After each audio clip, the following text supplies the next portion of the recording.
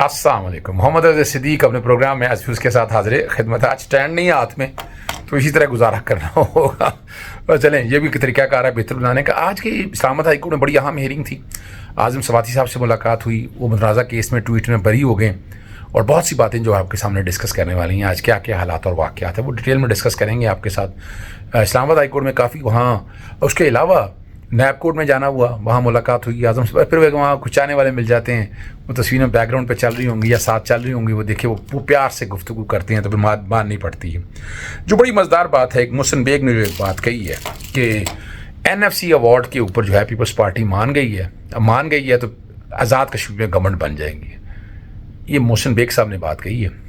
अब यहाँ से अंदाज़ा लगा लें कि फ़ैसले कहाँ होने हैं, किस तरह होने हैं, वो आपको कुछ समझ बूझ, कोई देर की बात नहीं है आपको समझ ना आने में। बड़ी आसानी से आप चीज़ें समझ आएंगे, बहुत आसानी से चीज़ें समझ आ जाएंगी। लेकिन यहाँ एक बात हो गई है, अब पीपल्स पार्टी को देखना है कि पीपल्स पार्टी 27वीं तरमीम पे कितना कंप्रोमाइज़ करती है। अगर वो कंप्रोमाइज़ करती है, कल बड़े सवाल उठेंगे। नून लीग तो वैसे ही ऑन बोर्ड है, उसने जो करना है उसी ने जो कहा जाएगा उसके मुताबिक उसने करना है और उनको उसी के मुताबिक। और जो आगे चीज़ें चल रही हैं, मैं 27वीं तरमीम बड़े मसाइल देख रहा हूँ। मैं इतनी आसानी से पास होता नहीं देख रहा इस 27वीं तरमीम में। 27वीं तरमीम अब एग्जैक्ट अभी तक जो तरमीम की शक्ल है ना, वो अभी तक किसी जगह किसी के पास आई नहीं। मैंने भी नहीं देखी है। अगर आप लोगों ने देखी हो तो ज़रूर बताइएगा कि क्या है क्या नहीं है। लेकिन यानी मेरे इंटरेक्ट तो देख ली है, लेकिन ऑफिशियली अभी तक 27वीं तरमीम बड़ी वाज़ेह तौर पर सामने नहीं आ सकी। एक बड़ा अहम केस था शहरयार अफरीदी के हवाले से, और DC इरफान मेमन और SSP जमील जफ़र को तौहीन अदालत की सज़ा के खिलाफ इंट्रा कोर्ट के 1.5 साल बाद हुई, ठीक है ना जी। और चूँकि डिवीज़न बेंच आज दस्तयाब नहीं था, तो इसलिए समाअत हो नहीं सकी है। बड़े अरसे बाद लगा था आज ये वाला केस, बहुत अरसे बाद, 1.5 साल बाद कह रहे हैं जी, उसके बाद ये लगा था और इसकी समाअत हो नहीं सकी है। तो क्या वजह है वो आप समझ सकते हैं क्या हालात और वाक़यात हैं। दूसरा बड़ा अहम मामला था अब्दुल लतीफ़ चित्राली सज़ा के खिलाफ अपील पर फ्रीकैन को नोटिस हो गया, जवाब तलब कर लिया। जस्टिस आज़म खान और जस्टिस आसफ़ पर डिवीज़न बेंच ये मुश्तमिल था, जो इस सारे मामले को देख रहा था और चाह रहा था कि ये सारी चीज़ें जो हैं अकॉर्डिंगली हो जाएं। लेकिन चित्राली साहब 9 मई का केस क्या होना है, 9 मई केस में अगर देखा जाए एविडेंस तो इतनी नहीं है। इमान अली मज़ारी और हादी चट्ठा वाला मामला है, वो दोनों अफजल जोका के पास हुए और उन्होंने कहा कि पहले फ़र्द जुर्म आयद करे। अभी तक चार्ज भी हमें पढ़ कर नहीं सुनाया गया। इमान मज़ारी अदालत ने फ़र्द जुर्म आयद की थी, अपने वकील से पूछे, और कानून अदालत को उस केस की समाअत की इजाज़त देता है, वो होगा। अदालत इस केस को समाअत को चलाएगी तो अदालती कार्रवाई का बाइकआउट करेंगे। उन्होंने कहा जब आप अदालती कार्रवाई का बाइकआउट करें हमें क्या फ़र्क पड़ता है। उन्होंने कहा वह हाई कोर्ट में है, 12 बजे दोबारा समाअत होगी। उन्होंने इस पर जो है ना बुनियादी तौर के ऊपर अदम एतमाद का इजहार कर दिया कि आप पे एतमाद नहीं। देखें, तरीक़ाकार तो यही होगा, उन्हें असूली तौर पर ऊपर ट्रांसफ़र की एप्लीकेशन देनी चाहिए। तरीक़ाकार जो है ना, याद रखिएगा, ये जो कि सेशन जज के बराबर हैं अफजल मजोका साहब, सॉरी, ये जो है ना मैजिस्ट्रेट जो होता है, मैजिस्ट्रेट के दरख्वास्त ट्रांसफ़र की जो है ना वो सेशन के पास जाती है, और जब सेशन और स्पेशल कोर्ट के जो अदालतें होती हैं वो सेशन जज के बराबर होती हैं, वो हाई कोर्ट के पास जाती है। हाई कोर्ट का इख्तियार है कि वो केस को ट्रांसफ़र कर सके। और ज़ाब्ता फ़ौजदारी में बड़ा वजाहत के साथ ये चीज़ें लिखी हुई हैं। ये कहूँ कि नहीं, ज़ाब्ता फ़ौजदारी में ये तरीक़ाकार बड़ा वाज़ेह तौर पर क्लैरिटी के साथ लिखा है। अब डिपेंड करता है कि आप कौन सी कार्रवाई शुरू करना चाहते हैं। आप करेंगे तो हालात ठीक होंगे, वरना ये इतना आसान काम नहीं है। आप बहुत बड़ी लड़ाई लड़ रहे हैं यहाँ मैंने हालांकि इन्हें कहा भी था 265D की एक दरख्वास्त दे दें, 265C की कॉपी के हवाले से, 265D के हवाले से मैंने कहा था दरख्वास्त दे दें। वो दरख्वास्तें अभी तक आ नहीं सकी, आनी चाहिए, ये याद रखिएगा, आनी चाहिएगा, याद रखनी है आपको। और हाँ, एक बात और मैं भूल ही गया, शेख रशीद साहब को जो है ना वो जाने से रोक दिया गया। उम्रे के लिए जा रहे थे, उनका नाम हाई कोर्ट ने इजाज़त भी दी थी, मगर फिर नाम रह गया।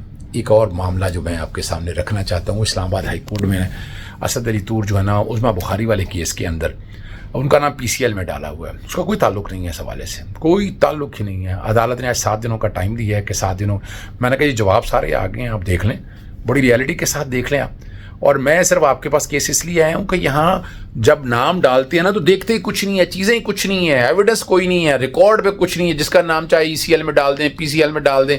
और ख़ास तौर पर जो लड़का जो हसन अली संतूर है اس نے تو مریم صاحب اس نے عظمیٰ بخاری کی کوئی ایسی ویڈیو یا متنازع ویڈیو تو اپلوڈ ہی کوئی نہیں کی ہے، اور ضمانت بھی ہو چکی ہے. انہوں نے کہا جائیں ضمانت میں جا کر وہاں جا کے اجازت لیں. کس بات کی اجازت لیں؟ کوشچن تو ہے نا کہ پی سی ایل اور ای سی ایل میں نام کیوں ڈالا ہے؟ یہ تو بڑی زیادتی ہے نا. یعنی کیسے آپ کس بنیاد کے اوپر نام ڈالیں گے؟ آپ وجہ بتائیں نا. آپ وجہ بتائیں کہ آپ کس بنیاد کے اوپر ای سی ایل اور پی سی ایل میں نام ڈال سکتے ہیں. وہ آپ کے پاس ہے کوئی.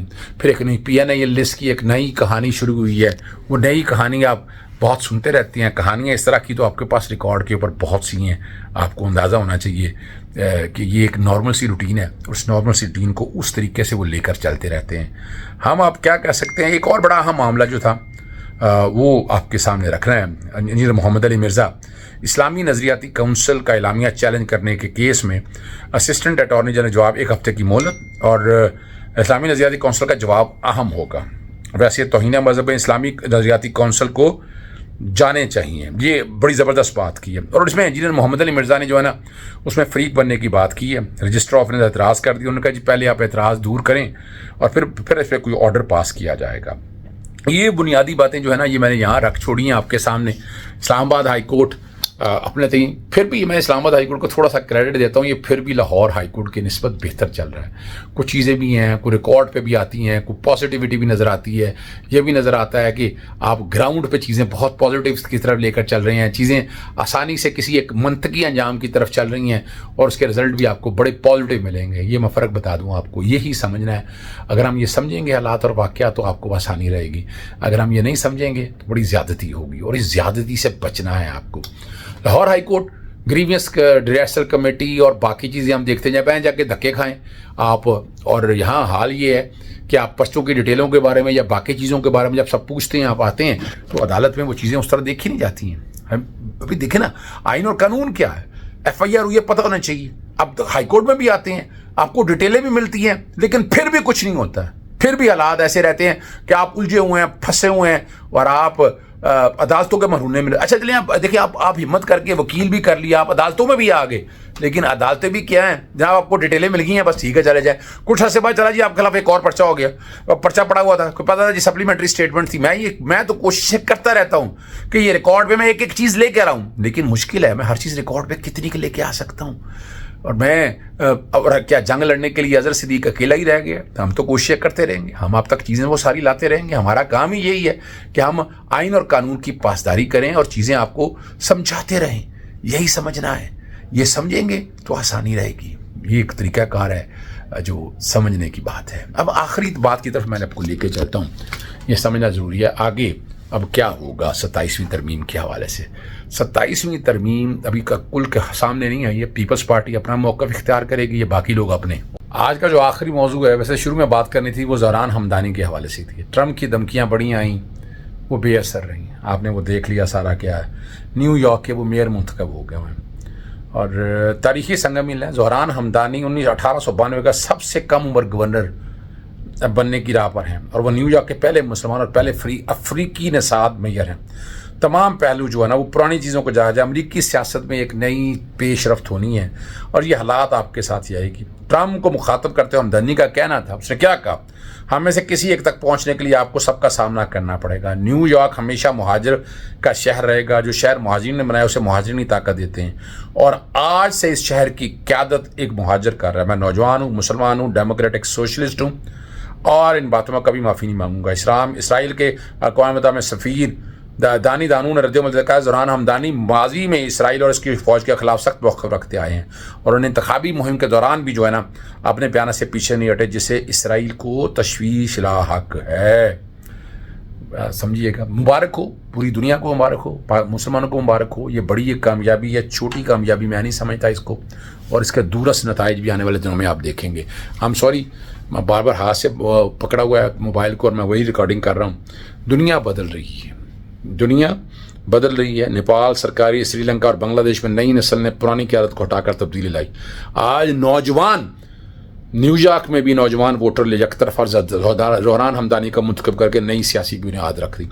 اور پاکستان میں یہ بھی 8 فروری کو یہی فیصلہ ہوا تھا، مگر ڈاکہ ڈالا گیا، اور یہی آپ سمجھ سکتے ہیں کیا ہونا ہے کس طرح ہوگا.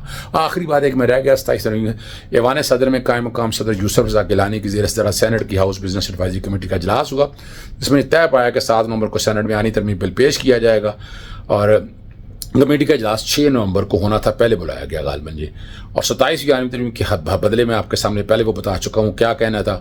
اور بیرسٹر عقیل کا پہلے دعویٰ تھا کہ اس ترمیم پر کوئی کام نہیں ہو رہا، مگر بلاول بھٹو کے ٹویٹ کے بعد واضح ہو گیا کہ 27ویں ترمیم پر باقاعدہ کیا کام ہو سکا اور اس کے نتائج کیا ہونے.